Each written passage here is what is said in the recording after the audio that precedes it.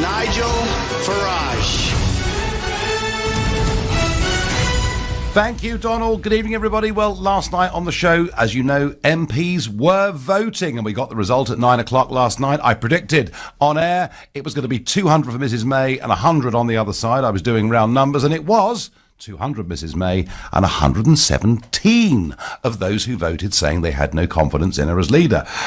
It was quite a big number. The turnout, remarkably, was 100%. Every single Tory MP actually took part and voted in that last night. That meant she'd won. That meant there can be no further challenge to her in theory for at least another year.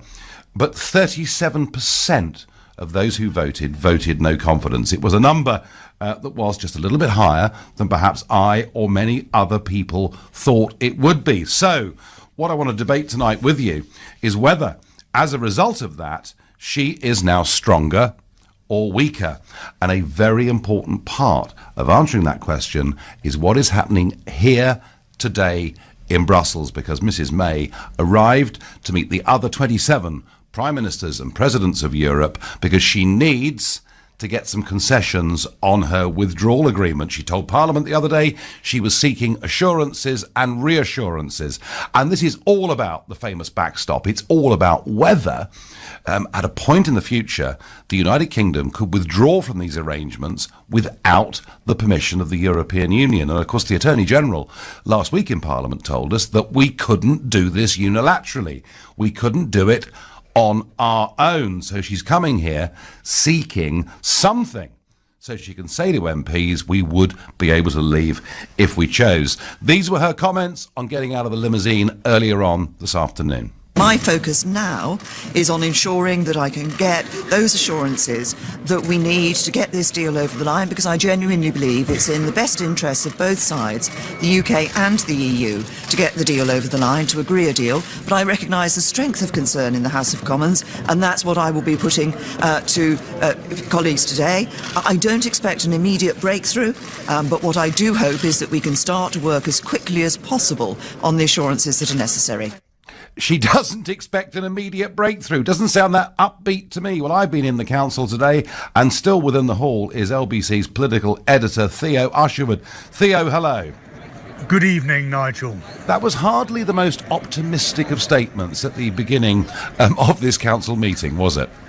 Expectation management, Nigel. Theresa May is very unlikely, from what we're hearing on the ground here at the European Council, to get anything that will change the mind of either the DUP or members of her own party. She left early for this summit in Brussels in order to hold a face-to-face meeting with the Irish Taoiseach Leo Varadkar. That meeting was meant to take place yesterday but was cancelled so that she could cope with problems on the domestic front. But then Mr Varadkar came out just before the summit started and said they're not going to even open the issue of the Irish backstop. At the very, very best, Theresa May is either going to get an addendum to the withdrawal agreement or a new couple of sentences within the political declaration saying something along the lines of the backstop doesn't suit the European Union. There's a commitment to bring it to an end once the transition period is over and it finds itself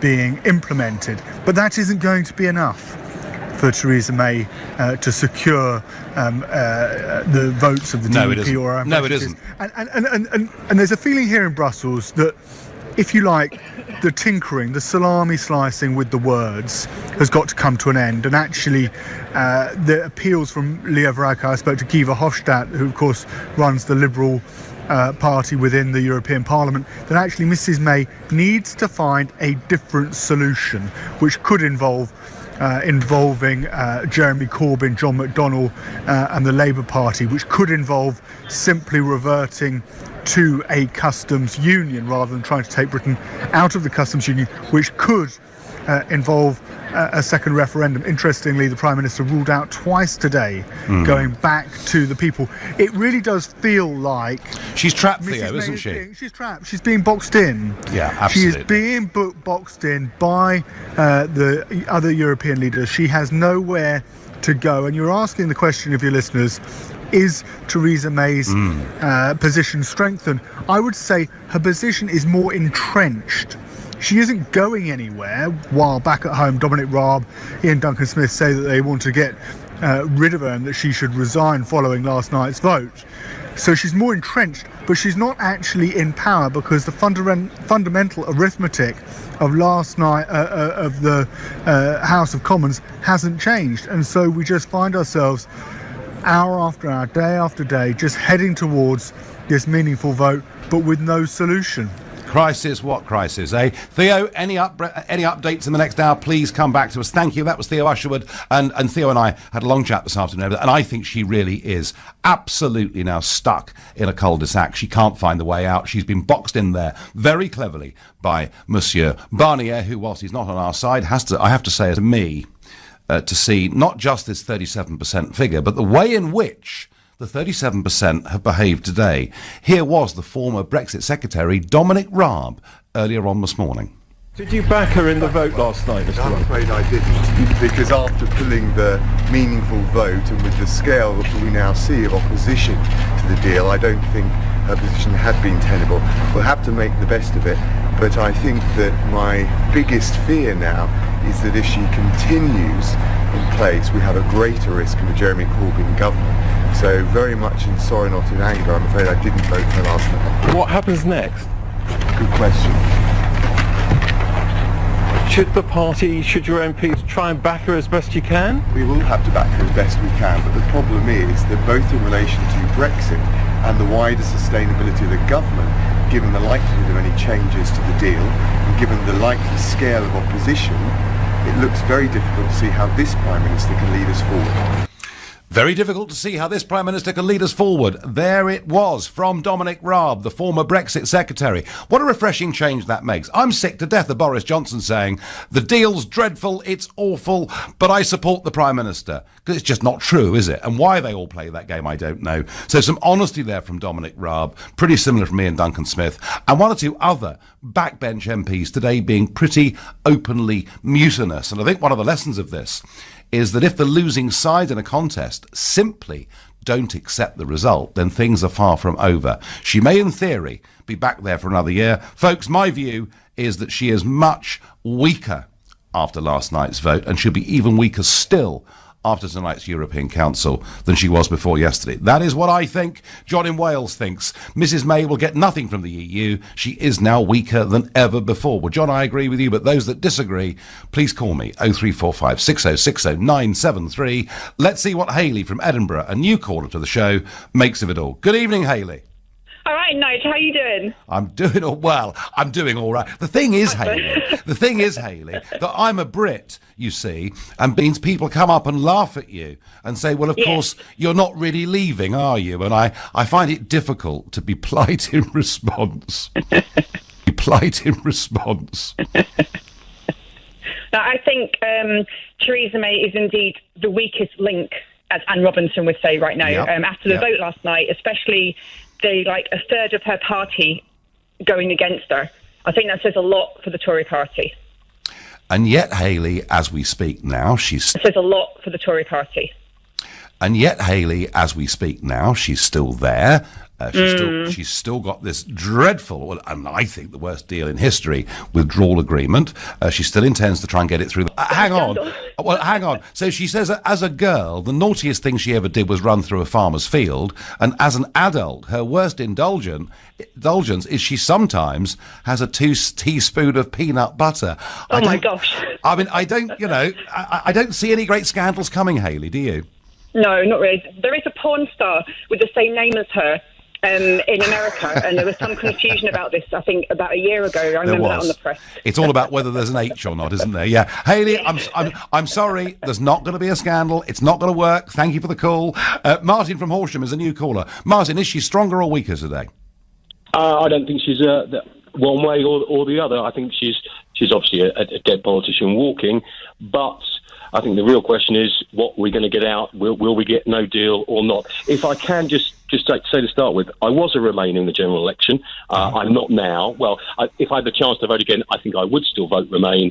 But I understand the Brexit argument now. If I can make 3 quick points, you may cut me off, you may not. Number one, thank you for being the most influential politician of the last 20 years. I think that just goes without doubt.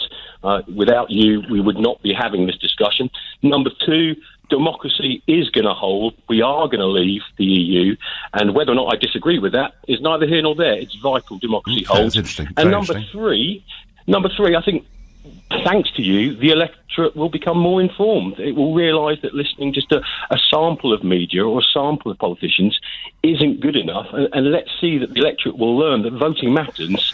And then when the economy crashes and we lose jobs, at least we'll have an electorate which is more informed. So thank you very much for that, because we didn't have that 20 years ago. Well, I'm optimistic, Martin, of course, and I believe strongly that actually us being in control of our own financial services industry, fishing industry, etc., we can do a damn sight better job than this mob in Brussels can. But, who knows economically what the future holds? Nobody can ever predict accurately. Thank you for your kind words. I have certainly provoked a bit of debate in this country, but what we need, Martin, is some settlement here, isn't it? And you're optimistic that we will leave the European Union.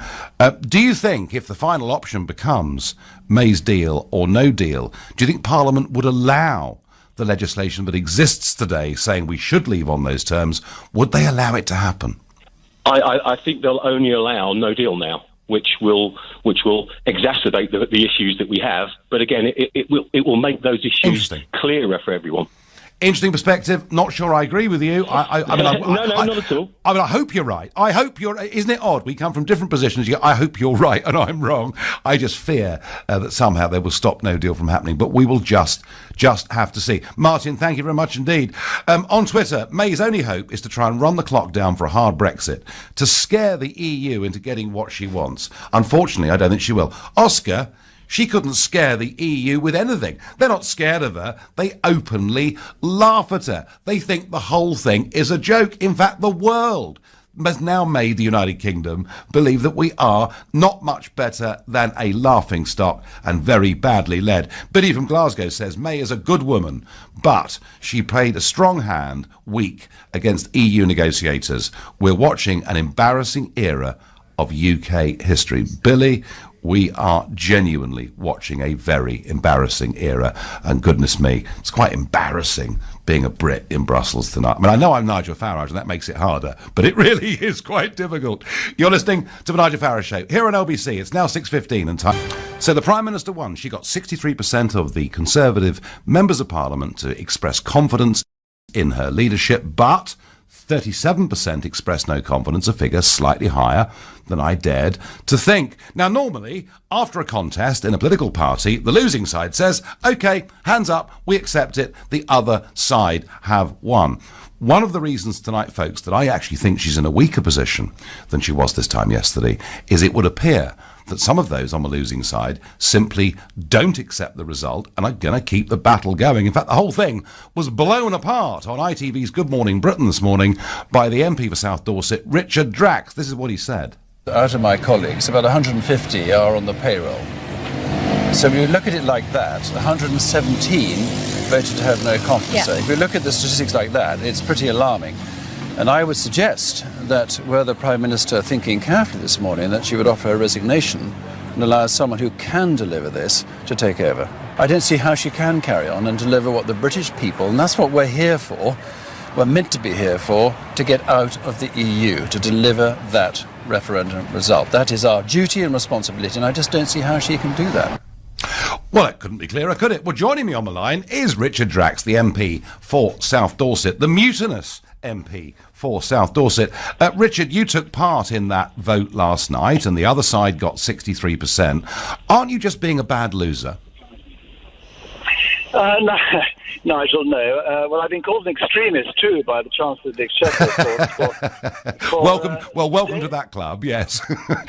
daring to honour the referendum result. No, I think the point I was trying to make, and again, this is not personal against the Prime Minister, but she has tried to achieve the aim of leaving the EU, which is what the people of this country voted to do, and quite clearly she has failed. Now, she said, when we fired a big warning shot across her bow last night, that she'd listened to us. Well, I think if she'd listened to us, she would have dumped the whole deal and started again. Because she's now, as you say, over with you in Brussels, and getting virtually nothing except assurances, and that simply will not do. OK, so for you, this is about the issue, not about her as a human being. No, I've got nothing against the Prime Minister personally, and nor has anybody else. This is about fighting, as I see it, for our country, to deliver what the people of this country voted to do, and to honour that. And it sickens me, actually, makes me furious that we gave this vote to the people of this country, and we, the politicians, have the gall, or many of us, to try and stop it. I just find the whole thing inconceivable, and trust in politics is going to suffer, is suffering, and that's what this is about, Nigel. It's about trust. And the people of this country, many of them, including myself, are losing trust rapidly. And that is very serious. I certainly get plenty of callers into LBC saying that, Richard. But Richard, under the rules of the game, she won that contest last night. She's there, in theory, for a further 12 months. If you believe she's the wrong person and is not going to deliver us the right Brexit, what is the method now for getting rid of her? Well, I think the problem is she's going to get rid of herself, because at the moment she's driving the car straight into a wall. I mean, she's withdrawn one vote. She plans to bring it back next month, and as far as we know, she's going to have nothing to add to it, and that will be voted down. Now, I don't see how, after a third of the party has voted in no confidence in the Prime Minister, and if the vote is again voted down in January, how on earth can anyone stay on, because there's nowhere else to go? OK, well, we'll see. And Richard, finally, can I ask you, do you now, honestly, hand on heart, believe, given the way Parliament is, given the way much of your own cabinet is, do you genuinely believe that we will be leaving the European Union at 11 p.m. on March the 29th, 2019? Well, I believe with every ounce of my being, that's what I want, and I know millions do. I think there's a very good chance of that happening, Nigel. I am slightly worried that the Prime Minister could do something, and only she can stop it, of course. But this really is, I think, such a vital moment in our history. And if she stops that, because, of course, WTO terms is the alternative, and that has been demonized when most countries around the world trade on that perfectly peacefully and effectively. If we fall back on that, that's what I would hope will happen if we can't strike a deal. We leave and then renegotiate from outside, where the rancor and division will have then gone because we would have left. OK, Richard Drax, thank you very much indeed. Well, that was Richard Drax, pretty mutinous, and you heard the comments earlier from Dominic Raab. They clearly, the 37%, are not accepting her leadership, all the while it is tied to this deal, this withdrawal agreement. Chris says he'd be in favour of another referendum if no deal was on the ballot paper. Why are they so afraid of offering no deal as an option? Well, Chris, Vince Cable was saying that the way out of it all was to have a referendum on Mrs May's deal or remain. And I mean, I do like Vince, but I felt like grabbing hold of him when I heard him say that, because that would not give genuine Brexiteers anything to vote for at all.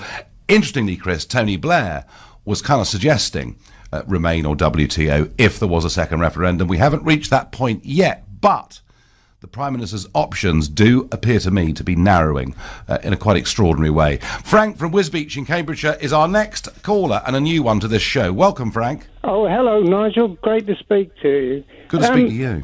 I thought of a possible, I only say possible, solution to the backstop business. Right. It's true, actually, that Northern Ireland voted to stay in the European Union. Yes. And also, a lot of their people have applied for Republic of Ireland passports, I think. And I thought, well, why not give the Northern Irish a referendum to reunify with the Republic? That would solve the border and would keep Northern Ireland in the European Union. Well, what if the Northern Irish in that referendum voted to stay part of the United Kingdom, Frank? You wouldn't have solved anything then. If they voted to do that, well, then it's a no-no, isn't it? But I thought it hasn't been tried, so it's a possibility. Well, it's a possibility, Frank, but I think faced with the prospect of joining the Republic and joining the Euro, which is hugely unpopular from what I can make out in Northern Ireland, I think they'd vote to stay part of the UK. Yeah. Frank, let me ask you something. Yeah, sure. You know, would you rather see Northern Ireland leave the United Kingdom so we can get a Brexit without the backstop? It's not my opinion. I mean, obviously, it would be left to the people of Northern. I understand the situation between the old IRA and the democratic movements and all the trouble that was caused, but in the interest of their own economic viability, surely, as they want to stay in the European Union, why not give them a chance to vote on it? Well, yeah, I mean, you could say the same about London, Frank. Would London have a referendum on leaving the United Kingdom? I mean, I worry if you did that, where it would end. It's an interesting thought. Frank, thank you very much indeed for your call. Seb says to me on Twitter, Nigel, Theresa May won. You lost. Get over it. No, I wasn't part of it, Seb. I mean, yes, it's true. I do think she's the worst Prime Minister I've seen in my lifetime, and probably the most duplicitous one as well. What is interesting, Seb, is this. I actually did expect the Conservative Party just to say, OK, well, fair enough, we tried. It's all over. You just heard from Richard Drax and others, and they're sounding pretty mutinous, and that is pretty dangerous, I think, for the Prime Minister. Michael lives in Stannington, Northumberland, and is a new caller to the show. Michael, does she look stronger or weaker to you? Weaker, I think. Why do you think that? Because everything around is falling apart, and all this play acting by politicians is not helping. OK, but she's the leader, and she's put this deal forwards, and she's tried to sell it to the country, and she's just been endorsed by 63% of her own party. I mean, she's still there, Michael, isn't she? I mean, she does have stickability. She's an amazing lady, actually, I think, because she's had to accept a poison chalice.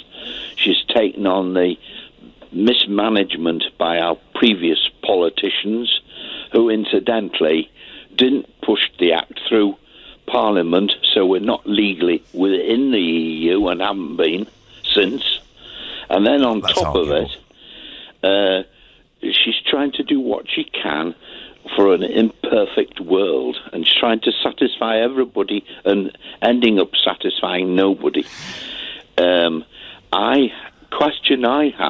I've read through the 500-page document. Well done, you. And the 30-odd pages. Yep. And that document is full of holes, and I question whether it's been written in the UK, because I think it's been written in Brussels.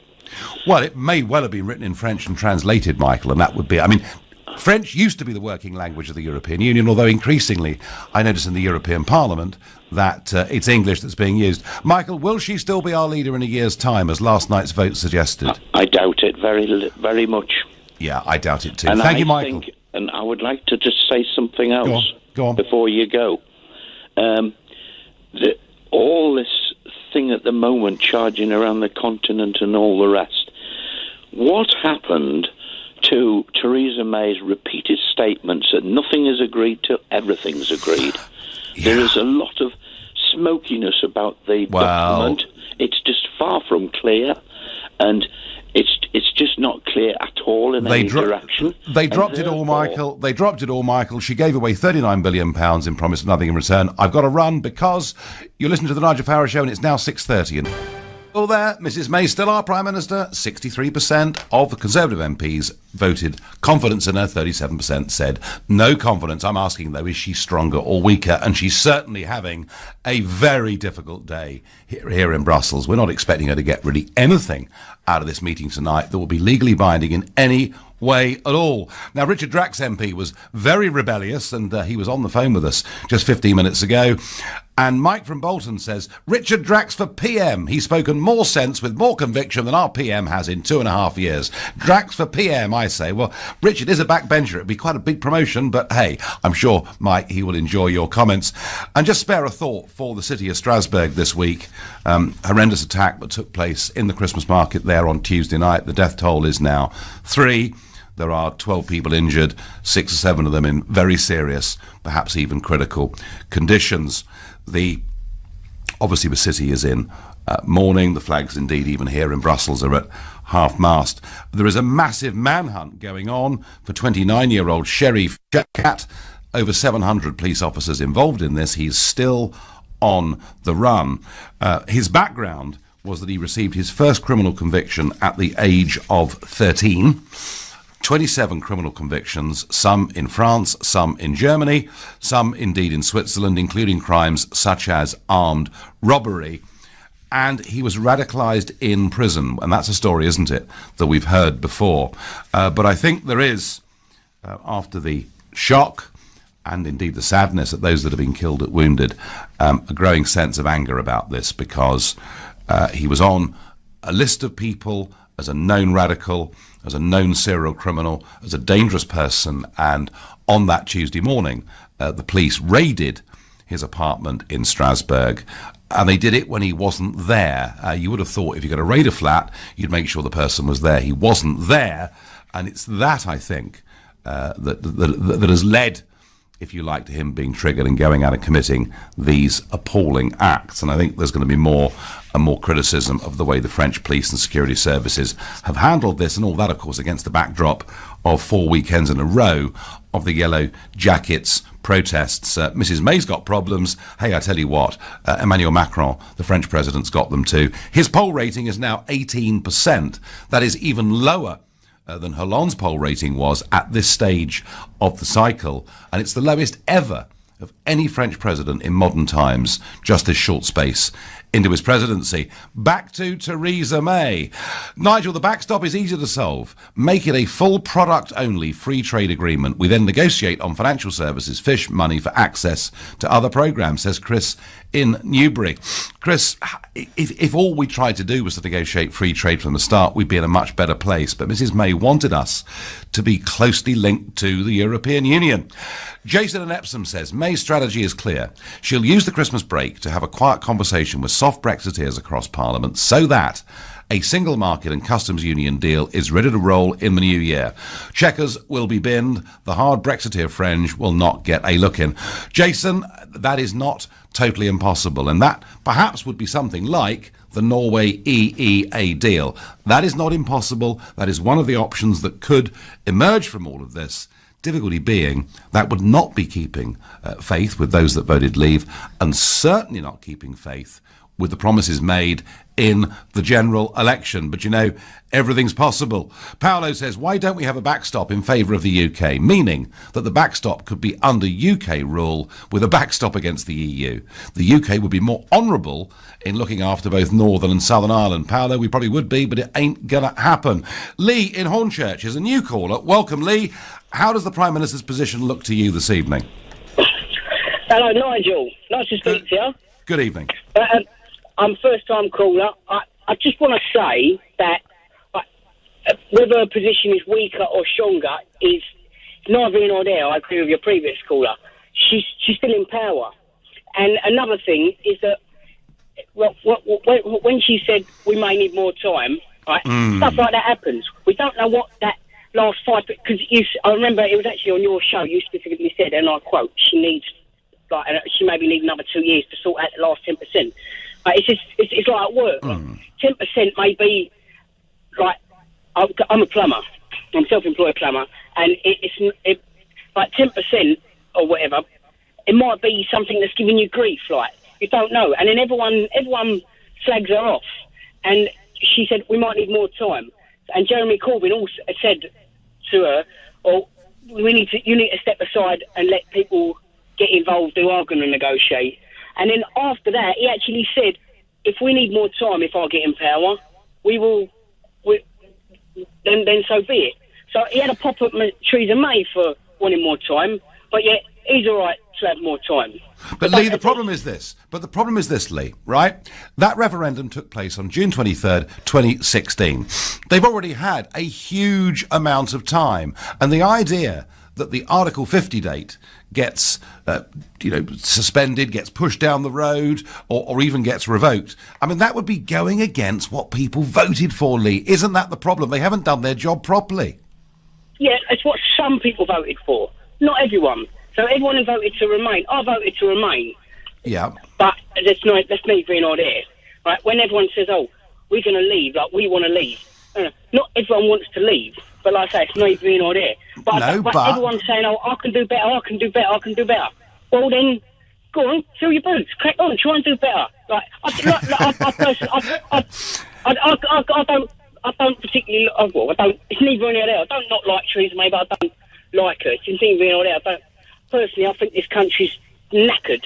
It's all gone to poppycock, if you ask me. It's all nonsense. Well, at the moment, at the moment we're in a bad place. Lee, is she the best person to continue with this process, in your opinion?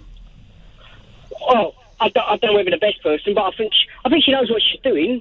And it brings back to another point. I'd just like to say, nothing against you personally, Nigel, but you were one of the particular candidates who said she's no good for the job. No one backs her. All her candidates say that she should, they're voting no confidence, all this nonsense. Well, evidently the result last night proved that she is the candidate, because X amount of items, whatever it was. Well, Lee, she won. Lee, she won, but I think she's weakened and the mutiny hasn't stopped. Lee, thank you very much indeed for your thoughts and your point of view. Rob from York says, Nigel, why has the Canada Plus deal never been fully explored by either side? It seems worth considering. Yes, Rob, it's what I sort of think I've wanted for 25 years. The Prime Minister never even asked for it.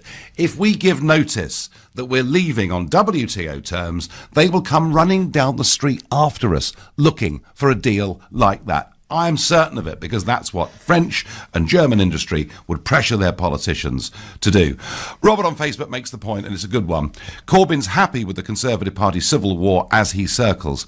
Robert, interesting, isn't it, that Corbyn has not tabled a motion of no confidence before the House of Commons in the government, because as far as Corbyn's concerned, the longer this goes on, with the Tory splits looking worse and worse and worse, and actually, one or two Conservatives today beginning to say that it looks like the party may be splitting, suits Corbyn not to do too much at all.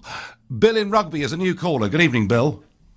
Good evening, Nigel. I hope I'm wrong, but I think she's in a strong position because, and I'm on your side all the way, I always have been, but I believe that she's had this plan right from the start. Leave it right to the last minute, and we'll end up with a second referendum, and the people are so fed up, they'll stupidly vote to stay in, and then she's won and we've lost. Well, but Bill, she keeps telling us that it's her job, it's her duty as Prime Minister to take us out of the European Union. Are you saying you don't believe her, Bill, when she says that?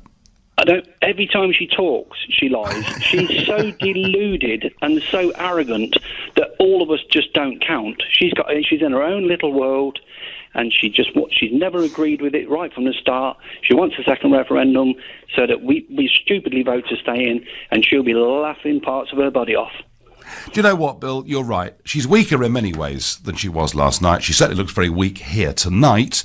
And you've got this open mutiny of the Richard Draxes and others. But you make the point, Jason and Epsom made it too, she is still in power. And goodness knows, Bill, what she could do. She could possibly say, vote for my deal, or it's a second referendum. No one knows exactly what she may do. Bill, I thank you very much indeed for that call. MPs defend May, says Craig, saying she's won, and that's how democracy works. A win's a win. Yet leave one, and they want to reverse it. Hypocrites. Well, Craig, that was my point, really, wasn't it? That the reason we're still having these ongoing battles is that Remain never accepted the result, and look at where we are. And it seems to me the 37% last night are not going to stop this battle. It is, I think, as Drax pointed out earlier, less about personality. It's to do with a deal that many of them think, and I agree with them, is the worst deal in history. You're listening to the Nigel Farage Show here on LBC. It's 6:45. Well, Mrs May won her vote last night, although the 37% that voted against are getting pretty mutinous. She's here in Brussels today trying to get assurances and reassurances on the backstop. Let's go back to the EU Council meeting and speak to LBC's political editor, Theo Usherwood. Theo, what's going on? There's two things happening, Nigel. Let's start with the European side. From what we're picking up this evening, European leaders really starting now to talk up this idea that there has to be another way, that simply there's a realisation, given what happened yesterday, given that Theresa May had to pull the meaningful vote, that actually it is not going to go through in its current form, and that whatever they give Theresa May, and they're not prepared to reopen the withdrawal agreement, it is not going to be enough to satisfy her own backbenchers and the DUP. On the other side, and this is what I think we'll start to see throughout this evening and going into tomorrow, is this idea from what the British government is saying is actually Theresa May can get something through Parliament. She can succeed. She's got a good track record of doing exactly that, and to give her a shot at doing it by offering up something that she can take back to the House of Commons. Now, of course, we're not going to get an on-the-record idea of where we are until tomorrow. Well, actually, there'll be a midnight press conference from Jean-Claude Juncker and Donald Tusk, but Theresa May speaking at a press conference around lunchtime tomorrow, and we'll get a much clearer sense of where she is. But when we met earlier in the main hall here, Nigel, you were talking, weren't you, about the idea of Mrs May's deal versus no deal, spooking the Remainers within the Conservative Party into thinking, oh my goodness, we could leave on World Trade Organisation terms, we could have shortage of medicines, we could have rocketing food prices, we could have queues up and down the M20. That's where I think this is heading. From Theresa May's point of view, of saying, listen, there's going to be a choice in Parliament for a deal or a no-deal Brexit, and the only deal that is on offer is Theresa May's deal.